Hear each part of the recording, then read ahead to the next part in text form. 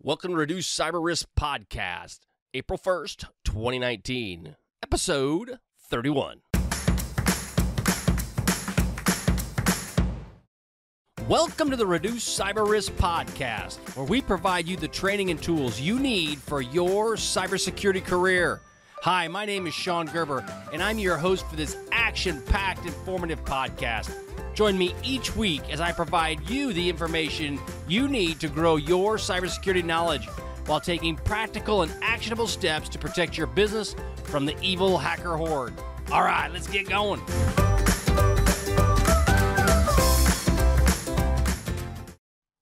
Hey all, Shon Gerber again with Reduce Cyber Risk, and today's podcast we have some awesome things going into the cybersecurity news, along with our part 2 of our PCI-DSS training that originally started in episode 30 of last week. We have some great things that are in the news, and I think it's kind of interesting as it relates to helping your cybersecurity career or helping you as a company understand some of the risks that you may have to deal with as it relates to this whole world of cybersecurity. All right, let's get going. So the first news article that I have out there right now is around an article that came out through SC Magazine. And what they focused on was the cybersecurity ratings for insurance companies.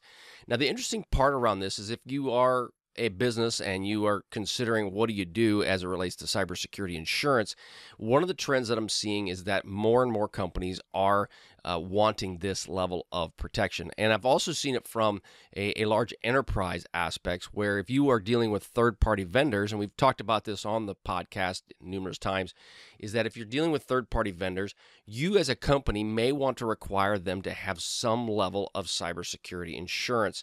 And as a result, that would provide a level of reducing your risk as a company in the event that they would be breached. And this does force them to follow some level of frameworks. Well, what's happened is the insurance companies now are kind of teaming together and working with a company with Marsh and McLennan. I love those names. They just got these really cool legal names, Marsh and McLennan. And I had to throw the Irish accent in there. It's probably not even Irish, right? But anyway, I had to throw that in there. The point of it is that these products that are coming out, people are a little confused on what is the best product. And I'll be honest, I am too. Most people are confused on what is the best product for them. So what they're saying is that they're going to go through and look at all the services and product offerings that are out there, and they're going to rank and rate them based on how are they best going to protect you as a consumer. And then from there, it will be a situation where you'll have to decide which one you want to go with. Now, they bring out some interesting points around this. And one, I think it's a good idea, but some of the counters to this, and this was by Jonathan DeVoe, made this point, is that Gartner, and if you're not familiar with Gartner, it's I don't know how to explain it other than I'll probably just totally goof this up, but they're a company that you can go and get information from. They do research for you. They have all that stuff available for you, and they also rank and rate products. And they have their products are called the Gartner's Magic Quadrant, which puts them in different vendors and products in various quadrants based on what they feel is the capability of that product and service. They do this from hardware to software to obviously insurance as well. So Jonathan DeVoe's point was that there's already programs in place to rank and rate different insurance companies. Why create another one? But the bottom line is, I don't know how well the Gartner Magic Quadrant works for this. The one interesting basis on this is that Gartner does a really good job of providing information around the Magic Quadrant, but I still think it's important to have multiple streams or multiple inputs that would give you that guidance and direction, not just one to rely upon. But what the cool part about that is then you, as a business owner or as a security professional who's consulting to a business owner, you may want to ask the questions around these. They were going to rank this for you. So that allows you to kind of use these terms in ways that will help you understand a little bit better the whole insurance landscape. I've noticed that as I look at insurance language, I struggle a bit with understanding what does it all mean. And so I think the ranking and ratings will be helpful in my personal opinion. So it'll be interesting to see how this plays out. The one thing that the that a lot of these insurance companies are starting to require is some level of frameworks or regulations that will help you guide you in this direction. And that was Jonathan's whole premise as well, was that these frameworks are already in place, so why do we need to reinvent the wheel as it relates to these products? So it will be interesting. Now, one point also that he said that I thought was that it was in the article from SC Magazine that was kind of made me think just a little bit was, okay, so here, and this is quote, what if the company follows the system and still suffers a data incident which fails to meet GDPR requirements? Okay, end quote. So the point of that is that now you have it of a breach. So you buy these insurance stuff, the rating comes out, these are awesome, this is the best one to do, and you should take care of all this. Now all of a sudden you get breached, and you follow the framework, but you still get breached, which guess what? You still will. You'll get breached, but now the question is will the insurance pay the 4% of the GDPR fine?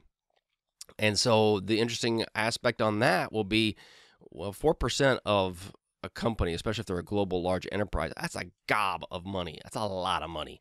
So the interesting part will be what will happen of it. And I just really don't know what they'll do. I think it's just still going to be all played out over time, and we just don't know which way it's going to go. But again, it's a good article. I think you're going to see more of this as companies start to get into the cybersecurity space and they start requiring it.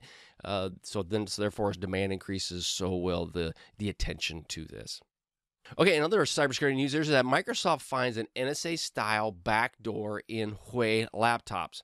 Now, we've talked about on Reduce Cyber Risk a couple times about Huawei and some of the challenges that they have been seeing throughout the world as it relates to their technology. Many will argue that their technology is riddled with situations or with backdoors, with malware and so forth. Not necessarily malware, but spyware based on the Chinese government and their access into your environment. The U.S. government has stated numerous times that they will not buy Huawei software or Huawei hardware because of this backdoors that they believe are in these systems. Now, I will say that we have seen numerous occasions where the Chinese have inputted some level of software within hardware devices, especially manufactured within China. So whether or not that is state-sponsored or whether it's just individuals that are acting on behalf of somebody, I don't know. Bottom line is that the NSA finds something within a Huawei laptop. And it's similar to what the U.S. the U.S. government did with double pulsar. And so the interesting part about this is going to be, where does this stop, right? So you have governments that are positioning themselves with Trojan-type horses within hardware and software that are now becoming interconnected.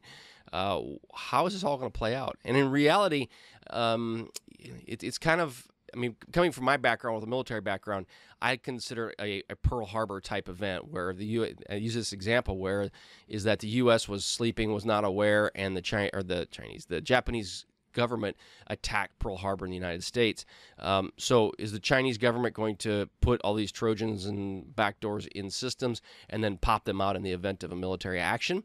I don't know. All I can say, though, is that if, as a military person and as a person who would deal in this space, I think it'd be smart if you did that. But you don't know how this is going to play out, and it'll just be interesting to see where it goes. What happened was Microsoft Defender's advanced threat protection is what triggered on it. And what it found is the driver within the ring 0, which is basically in the kernel, was able to give them access, and you were able to basically escalate your access through that. Now, if you can get to ring 0, it's game over, right? You own that system. So the interesting part about that, though, is these Microsoft products or these different threat products that are out there are being able to detect that. So I guess when you're talking about as an option for protecting your company, having these pieces of software are very good. Now, I will know from my background that typically the things that get discovered are systems or vulnerabilities that have been around for a while. So the really good stuff, they're probably hiding off in a little vault somewhere. And so it'll be interesting to see where this goes and if it'll affect anything. Now, according to the article that was in SC Magazine, the Huawei responded quickly and professionally. What does that mean? I have absolutely no idea. So they were told that the situation occurred, and they supposedly had acted quickly and professionally. but did they fix the problem? I don't know. We probably won't ever know. And so anyway, I thought that was an interesting part about the NSA-Style Backdoor. They also, I saw is a follow-on article, was that in March 27th, the U.S. government, we had basically said we are not going to use 5G systems from Huawei. And there was I'd had back on a podcast a couple weeks ago where the UK was still mulling over whether or not they were going to use 5G systems within their environment. And well, the UK decided that they were going to continue moving forward with Huawei 5G systems. And this happened in March 27th of 2019 is when they said it. And their premise was, in the article at least, the U.S. government failed to produce an evidence to support their claim, quote, end quote. Okay. So bottom line is that they didn't think that the U.S. provided a strong enough case for them to not stay with the Huawei's 5G. I thought another part of that, though, article that, as you dig a little deeper into it, was that they talked about the EU as a whole, that if one member state is affected, they're all affected. So does that just basically mean because of they're tied in with the EU and the EU is going to 5G, that the UK really couldn't say they didn't want to do it, which also rolls into this whole Brexit thing and how that's all going to play out. So there's a lot of moving parts here that are happening behind the scenes and in the front of the scenes that are really kind of causing some consternation and some questioning. So again, this will always be an ongoing drama. We will see how it plays out in the future, but there's something new every day, it seems like. Okay, and this one is the NDSU's nation's first PhD in cybersecurity. Now, the one thing that they brought up that I thought was interesting is this article is through Dark Reading, and it talks about the focus of training the university level educators. And the focus on training university level educators is that they're going to be teaching people that already have computer science degrees that might be teaching in a college graduate level right now. And the point of it is that they would provide the education and the training for these people, the additional ones. And I think this is a really good option. The one thing I will say is that as the world is changing, the one thing I've noticed is, especially in the college level, is that sometimes they don't change real quickly as it relates to education. I've seen professors still teaching very old technology mainly because one, the technology is changing so quickly, and two, really, to be honest, they might be struggling a little bit in dealing with all of the change and keeping up to speed with it. I deal with this on a daily basis. It is overwhelming how much information is out there, and so how do you keep up with it?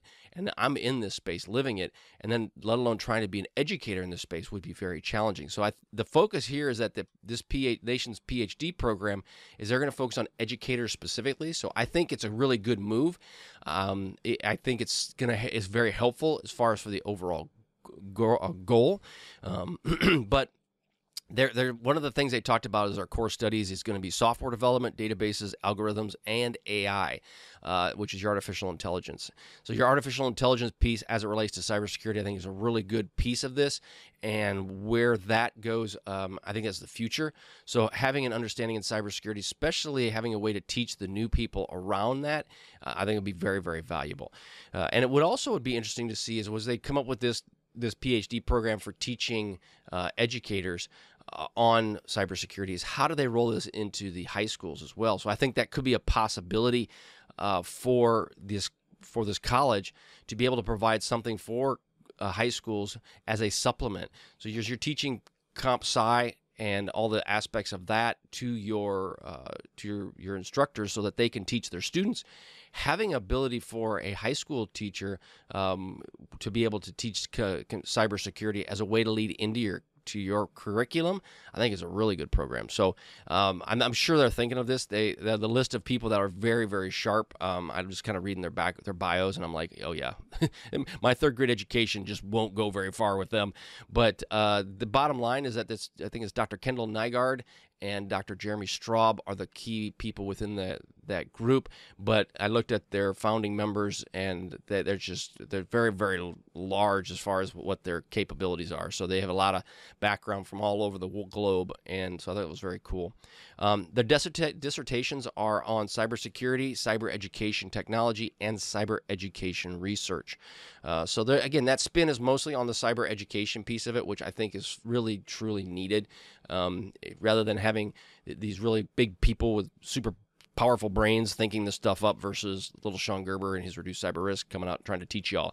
And I can teach you at the 3rd grade level, which is good, which many people, honestly, that's what they want to understand it at, is they're not trying to get it at the graduate level, because most cases the graduate level people are way smarter than me, and so then it gets confusing.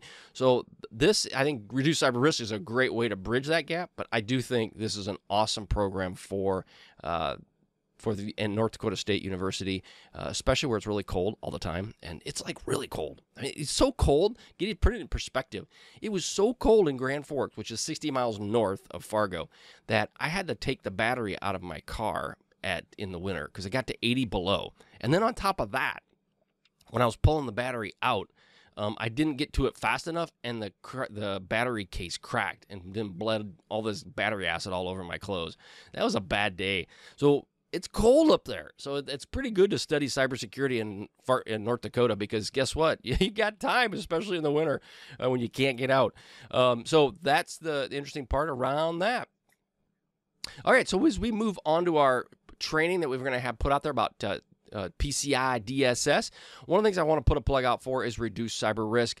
Go check it out at reducedcyberrisk.com. I got gobs of free stuff for you.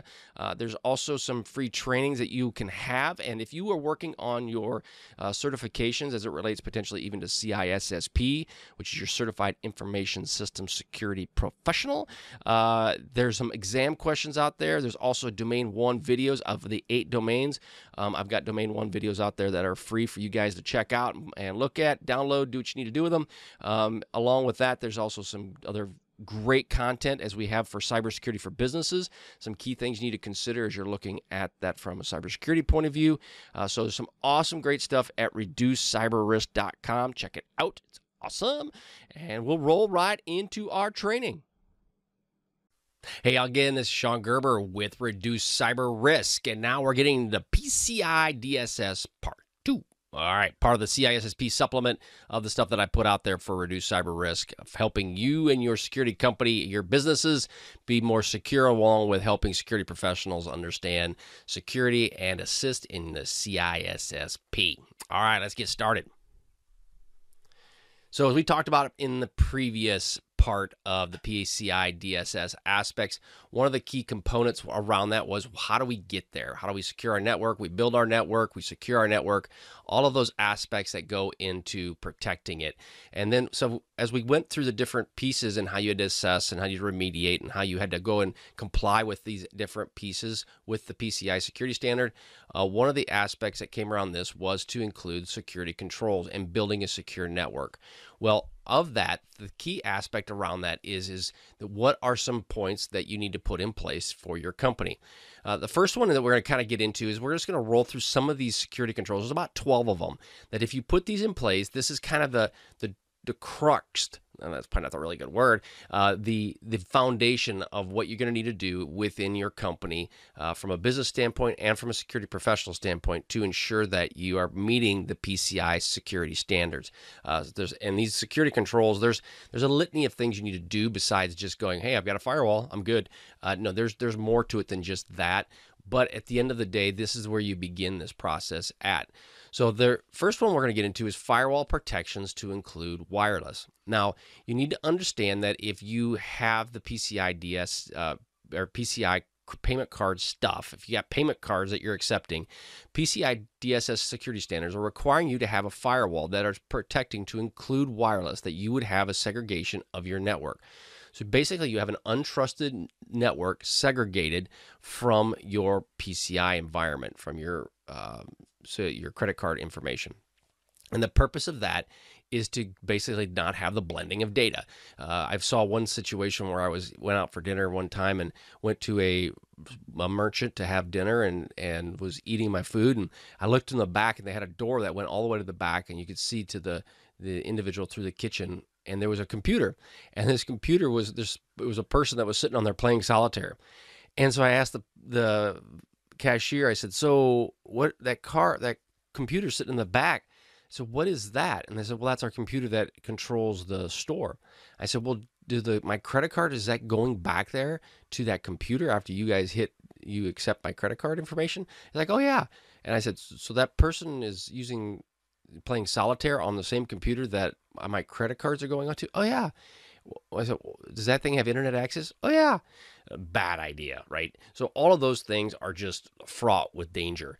Now, can you do that? Yeah, if there's ways to work around segregating those environments so that they're protected. But bottom line is that's just a really bad way of doing business. If you can't segregate this information, you now run the risk that you have all these 18-year-olds, and I don't mean this in a bad and degrading way, but you have 18-year-olds that really don't know much about anything because they're just getting started, right? They know a lot about their world, but when it comes to security, most of them don't have a clue. And so what's happening is you've got these 18-year-olds that are utilizing this information, and they're exposing your company, if you're a business owner, to risk. And so therefore, you need to put things in place to mitigate that risk. Now, again, if you decide that it's not a big deal and you're not too worried about it and you're just make money as fast as you can, great. But there's a good chance you could run yourself into some issues down the road where, one, you end up having a breach, you don't know what to do with it, and how do you handle that? So again, no direct public internet access to cardholder environment. This, again, would kind of fall that one tenet that I said where they had internet access on that same machine. You need to avoid that at all costs. Personal firewalls on computers. And that's coming down to it's what it really is do you have protections that are on those computers that are tied to the credit card information that are segregating this data from everybody else? In the old days where they had a personal firewall on the system, and in many cases Windows 10 has that already built into it, that's all automatic, but you need to have some level of segregation from those systems. And that's what they're wanting. They're wanting each individual device is separated from another device, and they do not allow an attacker or someone to get on the network to then just go pivot and move sideways within your environment. There's restrictions that are holding them back. So that's the purpose of that. But bottom line is that you need to look at what are some of the aspects around the firewalls and the individual protections. These could be hardware firewalls, this could be software firewalls, but do you have your network segregated? And do you not have wireless connected to it from a payment card standpoint? Second one is no default passwords. Now, default passwords are commonly searched for, and what you run into is most vendors, and I've seen this in multiple places, right? Vendors will come, and when they're setting up a product to ship it out the door, they will set up a default password. In the past, you'd have routers that would go out to the world, or wireless routers, and they would have the default password would typically be admin or something like that. And that the goal is to allow the individual the ability to go in and configure these systems in a timely and easy manner, right? You would go in with admin, make your changes, and then the goal is that you would change the username and password to something different rather than admin. Well, but we all know people are looking for the easiest way because they're always so time sacked. I mean, I run around like a crazy person most of the time, but what ends up happening is it's like, okay, yeah, admin, I'll get back to that. Okay, I'll get back to that. And they never get back to it. So the thing is you need to look for no default passwords. If you get a product that comes in, hopefully the vendor has created a way that it would not allow a default password. It's maybe a situation where the admin, and maybe the username might be admin, but the password is a randomly generated number that is not one and the same. We used to go online when we were looking at how to break into wireless routers, we would search online of what are the default passwords for a certain router or a certain switch, and you would find those, and they're online everywhere. And then the default router was admin monkey 2, something like that. And then you would use those, and you use that whole list of passwords hoping that somebody didn't go in and change it. Again, that's why the default passwords are so important that you don't keep those on there. So as you're if you're a security professional and you're bringing in equipment, or you're a business owner and you're bringing in equipment and you're looking at what do I do? Well, you need to make sure that whatever password is there, you change it Do not leave it default, even if they say it's a randomly generated password. Highly recommend that you change it to something that's unique to you. If you can change the username to something different, I would recommend that as well. The other thing to consider is storing all of these in some sort of password vault. I would recommend that, not just necessarily an Excel spreadsheet of some kind. But again, those are default passwords. They don't want those for within any device that you have. And it allows, basically, it allows for quick access into the networks is well known. So we talked about that a bit. But bottom line, don't use default passwords, okay? That's security control number 2. Now, protecting stored cardholder data. This is something that's very valuable that you must go do, especially as, I mean, all these you have something that you have to consider. But if you are keeping stored data, this is imperative that you do this because 1, it opens you up for liability if you don't. 2, it's just good business sense to do it. The first one is that you encrypt using industry algorithms. Okay, so don't go out and find the newest algorithm that Billy Bob Thornton, I don't know if he probably does algorithms or not. I don't know if he's still around. But anyway, Billy Bob comes in and says, I've created this new super duper algorithm on how to encrypt using Chicken Little 4672, and it uses quantum mechanics, and yeah, it's awesome. Okay, if you use that, you're setting yourself up for failure. Don't do that. Just say no. Utilize known algorithms that are currently in the market. Why? They've been beat on over and over to the point where they've found if there are vulnerabilities with those algorithms, they've been known and they've been fixed. If you go to pick something else out there that may be the best thing in the world and it might be the most newest thing that's coming out, odds are high it's going to have issues. So stick with what is known. And most of this stuff is already built into the application that you may have purchased if you're a company, but just know that don't go with something that's got, hey, we got AES 56. That's a bad idea. You need to understand the newest and most current is around AES 256, something along those lines, the most current encryption algorithms that are out there and available. So stick with those. Do not go with something that is fly-by-night. If you are storing primary account numbers, these must not be stored unencrypted. And you need to understand your environment of how they're being stored. Do not just go and grab the data or okay, I got this machine. I'm going to plug it into my network. All right, I'm good. And you're assuming that the vendor that you're buying it from is going to take care of you. Now, I did see recently how there's companies that, you see people using iPads and they have them instead of a register, a full-up register, they have these iPads that are collecting this credit card data and it's on a little swivel. And I'll be honest, they look a little wonky and they work just fine, but they seem wonky. Now, there's companies out there that are providing these that are built in more solid, more secure. They just look better. Same concept, same technology, but they're providing this for you. What it comes down to is if you get this as a vendor, as a merchant, and you say, okay, well, I'm going to put this in my business, don't just assume that it's correct. Ask the right questions. Again, these guys are big companies. They do this for a living. However, one thing I have learned is that the more times I ask questions about this stuff, the better off I am. So I always ask questions as it relates to protecting stored cardholder data. You just have to do it. Do not trust the vendor to do it their way. If it's your business and something goes bad and the credit card company comes down and says, you know what, you can no longer have this credit card data, well, that's bad, right? But if it takes you out of business, yeah, it's bad for the vendor because the vendor now they lost business, but you lose your business. So do not just make assumptions based on what the vendor is saying. Yeah, this is good. We're good to go. Ask the right questions. Know the information yourself just to be properly prepared. Especially if it's your lifestyle and your livelihood, yeah, it's a wise idea to do. Okay, so as we're dealing with encrypting transmissions, now this is typically you need anything that's transmitted. So that was one of the controls, right? Protect the stored card data. Anything that's a PAN, encrypt it. The other one is encrypt transmissions. Now this is examples where data is sent. So if you're having data that's shipped away from you and sent someplace else, you need to make sure that it is encrypted when it's sent there. This is processors, third parties, backup servers, you name it. So if the data is being left from so you're collecting it at your location, at your hardware store, and as you collect it at your hardware store and you're shipping it to somewhere in Kansas, right, then you need to make sure that that data transmission is encrypted. Now, the documents that you get if you're a business, you should explain that, yes, this data is encrypted while it's being transmitted. If it doesn't state that, you need to ask the vendor specifically and say, is this data encrypted? If you're a security professional, you need to understand how is it being protected and how is it being encrypted. That is an important aspect. And if you are having to file a report with the businesses, they're going to ask you specifically, or with the credit card companies, is the data transmission encrypted? And you have to be able to say, yes, it is, and you have to know why it is. So those are pieces that are in place that you must consider. Now, the one thing that I've got on there is processors and third parties. So sometimes there'll be one and the same. You may have a processor internally that may do that for you. You may have a third party that you outsource all of this information to. But one thing that people don't consider is your backup servers, right? So you have a system in place, you have a computer, and you take routine backups.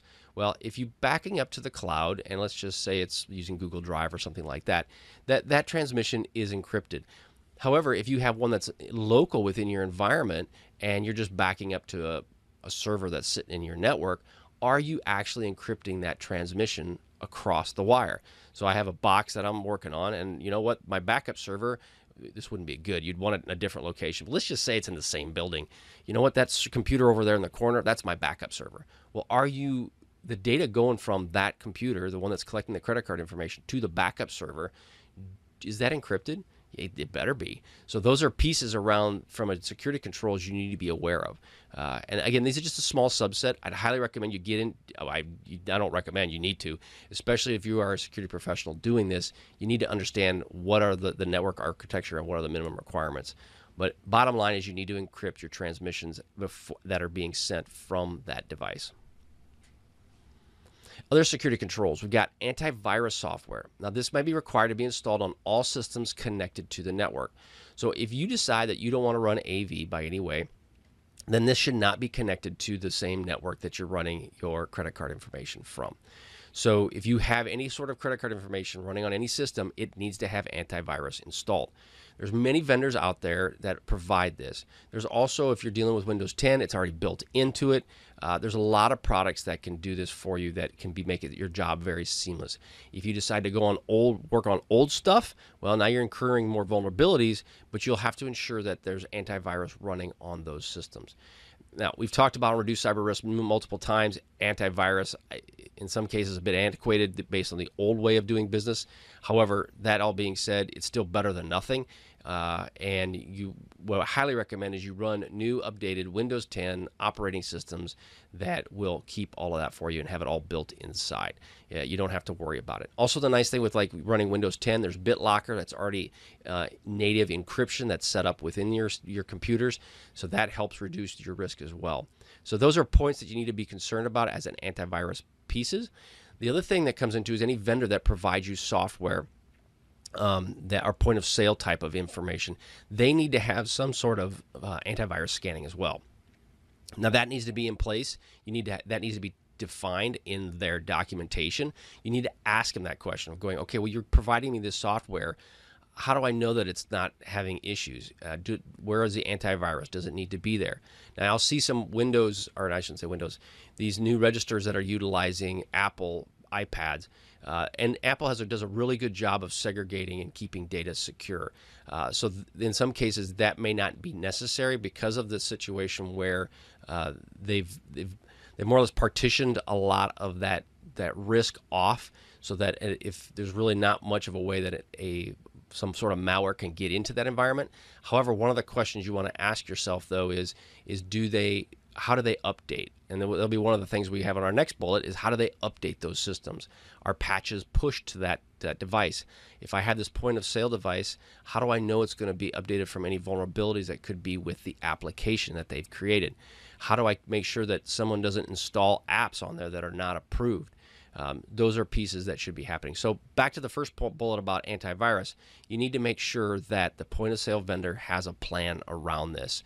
What are they doing? And ask those questions. Do not, I repeat, if this is your livelihood, do not assume that they are just going to take care of it. That's a bad assumption, because what will end up happening is they'll end up losing you, like I said before, they'll end up losing you as a customer, but you'll end up losing your livelihood. Not a good place to be.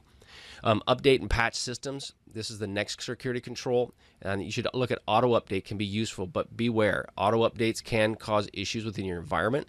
You can patch the system and update the system, but realistically, that may be something you may or may not want to do right away. You may not want it to have it just do it automatically for you, because sometimes those updates will break things. And if they do break things, then you have to ask yourself, it maybe takes you down. So you have to understand, how do you want to handle that? Now, if it's a point of sale system and they're going to push an update, that's one question you want to ask the vendor. Are they going to automatically do that?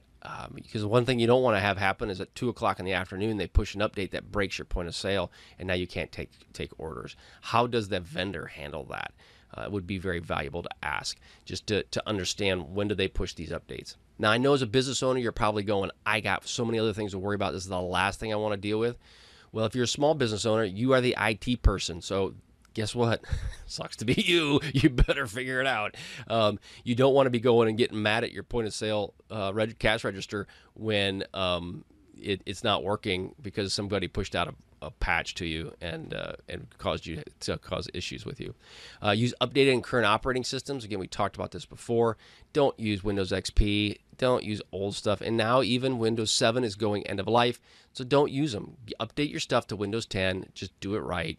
Pay the money. It's not a lot, and it will keep you more secure and put you in a much better place. And at the end of it, it will keep your headaches to a lot less if you're trying to patch together a patchwork of all these little older systems trying to communicate with each other. Unless you're a geeky guy and you like to do that, or geeky gal and like to do that, great. But in most cases, that is, if you're running a business, you don't want to mess with that stuff. And also, they include any and all applications and devices. So this comes into patching as well of firewalls, your internet browser, your applications. That's Word, Excel, all of those. Are they being updated?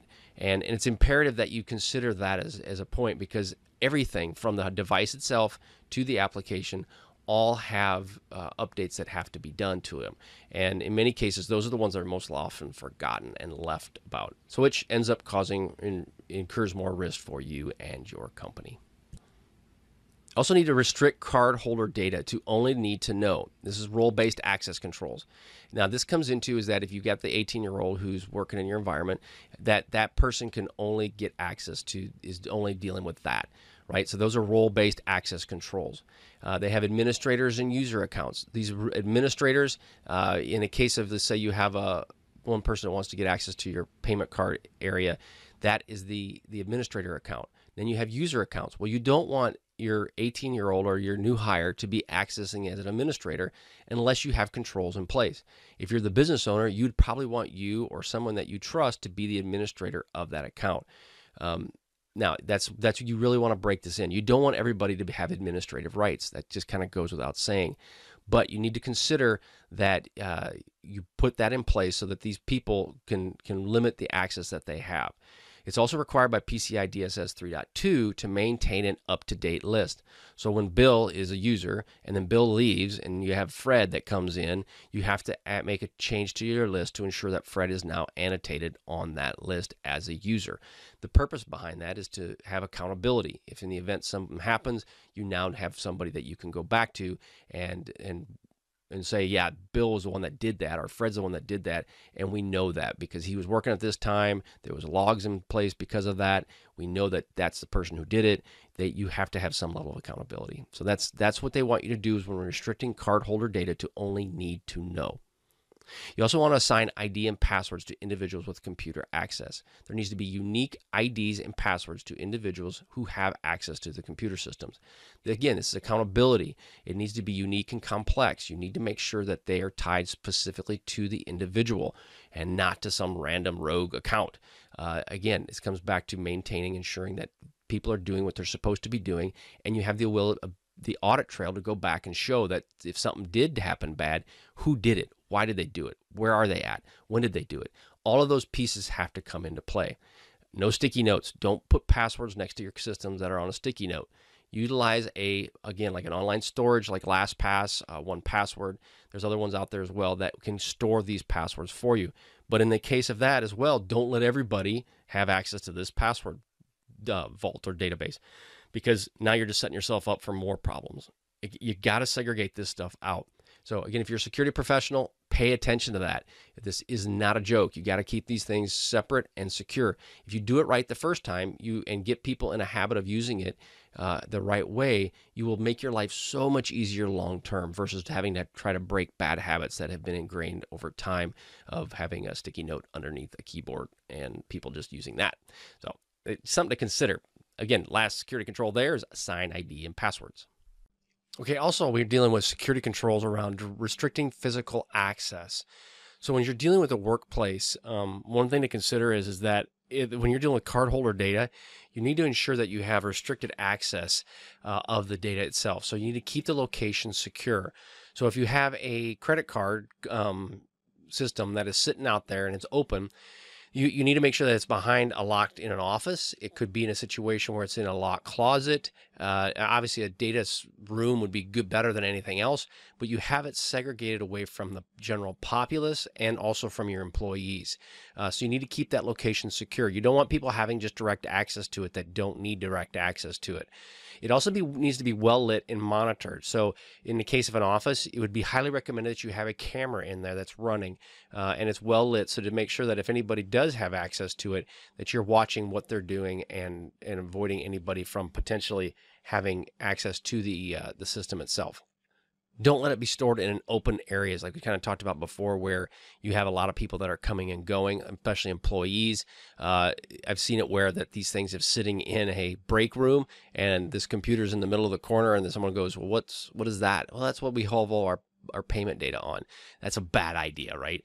If there's a lot of people that have access to that computer or availability for it, you need to have that taken care of and watched and monitored. Limit the applications and the use of the data. So again, if it's I highly recommend it's a segregated system, completely independent with very few applications on that box completely. I mean, if you really want to avoid it, you may have a PDF viewer on there, you may have some Word on there, but at the end of the day, you really don't want to have much for applications that are sitting on that actual system itself. But again, keeping it away from people, keeping it away from individuals that have access to it, and limiting its access to a very small subset of people. Monitor it and watch it. Logging and monitoring, there also needs to be some level of logging and monitoring enabled on these systems. So in the event that someone potentially gets in there and breaks in, or from a hacker standpoint or any sort of data loss, you have some ability to go back and track that from an audit perspective. You must have that in place. And so I've seen it where in audits that individuals will say, yeah, we have logging and monitoring. We have the ability to determine if someone is working on it or not. Well, what ended up happening is they say, yeah, we have logs. Well, they have 1 day of logs. Well, that isn't useful. That isn't going to help you any. So they need to be enabled and they need to be reviewed. So just because you have them but you never look at them, well, what's the point, right? So you have to, it just can't be a checkbox saying, I've got logs, we're monitoring them, yes, but nobody's looking at them, no. Well, then how would you know if you had suspicious activity or not? You wouldn't. So it's really important that you focus on keeping this data and having some way of generating a report out of it. The nice thing is that if you have this, you can come up with just start off simple and straightforward. It'll be a whole lot easier that you can work through it. But again, keep it simple. Don't get overly complex, and it'll work out for you. But logging and monitoring and some level of auditing. Vulnerability scans, penetration tests. So vulnerability scans will look for issues externally to your website. So if you have a website and you do e-commerce off of that website and you fall within one of those the quality or the security assessments, right? So if you're looking at not security assessments, based on the assessment questionnaires, the QSAs, if you look at that, or the SAQs, I should say, based on that SAQ, you may have to have an external scan done of your website. Well, these can be done quarterly by a scanning vendor, which can do that for you, and you'd pay for them to do that. There's multiple companies out there that provide this service, but they have to be certified by the Security Council on how they're going to handle that. And they have to basically meet a criteria on how they would scan and what kind of report they provide and so forth. But those vulnerability scans may need to be required depending upon your business and what your capabilities are. Now, penetration tests. Now, these scans are focused on finding vulnerabilities with externally facing websites and externally facing presence. You have a penetration test, which does a deep dive into the weaknesses and will try to exploit that weakness. In a previous life, working as a commander of the Red Team, we would do penetration tests of military facilities and military assets. And we were looking specifically for the deep dive capability and what can I exploit. It wasn't trying to go broad brush. It was trying to find one exploit that I could then peel back and then drive deeper to what can I find out of it. It's a very targeted approach on how you handle exploits. You're looking at a specific event, a specific area, a specific server.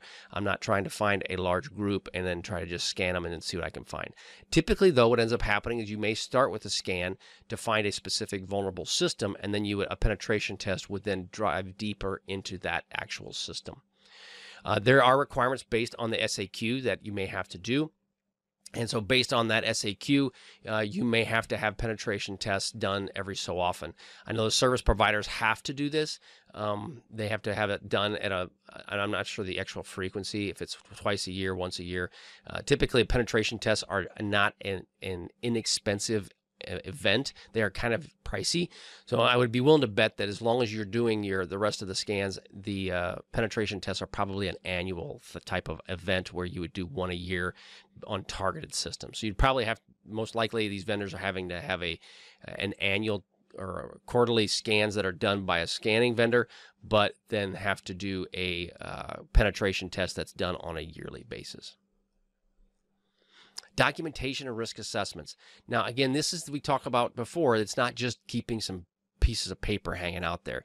You must keep the documentation on your security practices in place. What are you doing for that? This includes policies, procedures, and evidence as well. The purpose of it is that in the event that something happens, you have to have the ability that you are taking this stuff seriously and that you're following what you say that they require you to do. So this is policies, procedures, evidence, all of that. That provides that capability or the understanding that you are paying attention to what the companies or the card holders, the card issuers are requiring you to do as part of the PCI-DSS standards. You need to have examples of documentation. This would be, is it explained in employee manuals? Have you displayed to or informed your employees that they have to do this, that they're required to, you are a user or you're an administrator, these are the roles for an administrator, these are the processes that an administrator must do, this is how often that you must have this done, so on and so forth. Are there policies in place that all employees know about, that are aware of them? Are there third-party agreements in place that you have talked about? And do you have those documentations in place with your vendors, especially as you're dealing with the security scans? Do they have that in place? Do you have your third-party payment processors?